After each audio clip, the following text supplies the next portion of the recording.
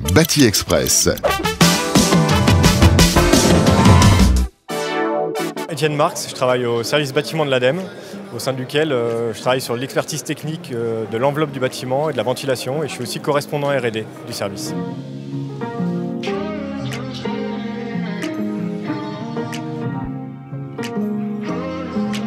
On va parler d'interface quand on va avoir une jonction physique entre deux lots de travaux.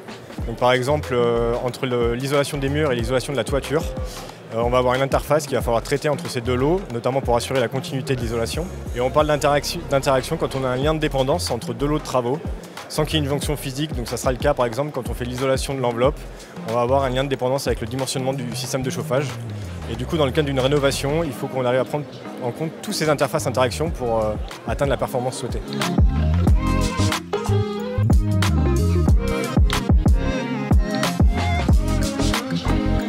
En fait, si on ne prend pas en compte ces interactions et ces interfaces et si on ne les traite pas, on risque de ne pas atteindre la performance souhaitée, notamment parce qu'on risque d'avoir des discontinuités d'isolation ou des discontinuités d'étanchéité à l'air sur la paroi du bâtiment.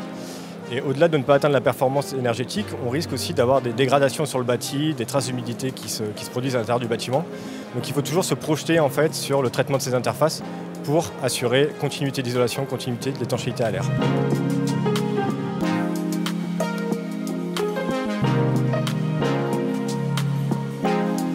Pour certaines interfaces, il va être indispensable de regrouper les lots de travaux à la même étape de rénovation. Par exemple, si on fait une isolation thermique par extérieur et le remplacement des menuiseries, il va être indispensable de traiter l'interface sur le même lot de travaux. Sinon, si on veut faire une rénovation par étape, il va falloir qu'on anticipe toutes les interfaces. Donc l'idéal, c'est de s'inscrire dans un parcours de rénovation, d'avoir une vision claire de tous les travaux de rénovation qu'on veut faire pour pouvoir anticiper les futures étapes de rénovation et anticiper la méthode d'isolation qui sera mise en œuvre, ou le chauffage qui sera mis en œuvre, pour pouvoir les dimensionner au plus juste, pour pouvoir anticiper et assurer une continuité d'isolation et d'étanchéité à l'air.